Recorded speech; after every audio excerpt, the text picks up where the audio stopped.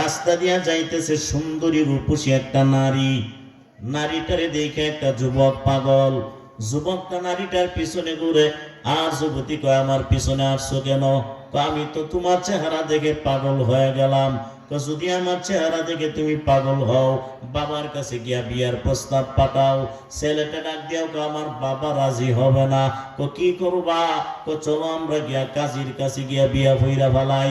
কাজীর কাছে গেল বিয়া করার জন্য। কাজী মেয়েটারে ডাক দিয়া তোমার মুখোশটা খুলো, মুখটা চেহারাটা দেখাও। চেহারাটা দেই মাত্র মুখের পর্দাটা সরায় নেয়। কাজী তো মেয়েটারে দেখে আরো পাগল হয়ে গেল।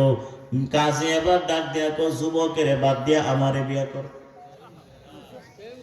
দুইজনে লাগছে ঝগড়া, একটা আরেকটারে মাথা ফাড়ায় লাইলো। মেয়েটা আর কিছু বুঝে না, দৌড়ে গেল থানার মধ্যে ওসির কাছে গিয়া বলেন, ও ওসি সাহেব, দুই যুবকে ঝগড়া লাগলো, কাজীও লাগছে যুবকেও লাগছে। যুবকে নিল কাজীর কাছে বিয়া করার জন্য। এবার কাজী আমারে দেখা পাগল হয়ে গেল, আপনি ফাইসালা দেন আমি কার কাছে বিয়া বসবো। ওসি এবার মেয়েটার চেহারা দেখা দুনুটা যে একটু খারাপ আমি কইরা লাই। এবার ওসিও পাগল হয়ে গেছে। মেয়েটা কোনো বুঝে না, ডাক দেয়া বলে, ওসি সাহেব, আপনারা তিনজনে আমারে বিয়া করার জন্য পাগল হয়ে গেলেন। আমি একটা পরীক্ষা করব, পরীক্ষার মধ্যে যদি আপনি ফাঁস হইতে পারেন বিয়া করবেন, যে পরীক্ষায় ফাঁস হবে সে বিয়া করবে, তার কাছে আমি বিয়া বসবো। এবার ওসি ডাক দেয়া, কি পরীক্ষা করবা?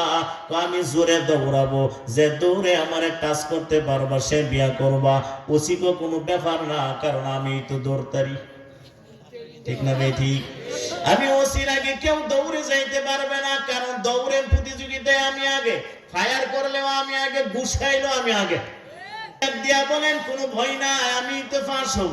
মেয়েটা ডাক দিয়া কয়, আমি দৌড় দিলাম।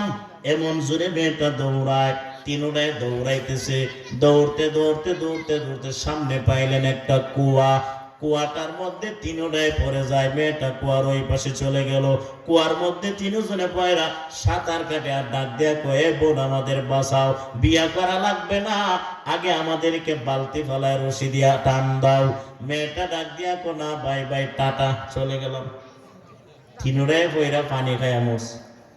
আল্লাহওয়ালা বুজুর্গ বুঝায়, যেই মেয়েটা সুন্দরী রূপসীরে দেখে তিন যুবকে পাগল, ওই মেয়েটা হলো দুনিয়া। মানুষগুলো এইভাবে দুনিয়ার পিছনে ঘুরে, কিন্তু স্বপ্ন পূরণ হয় না।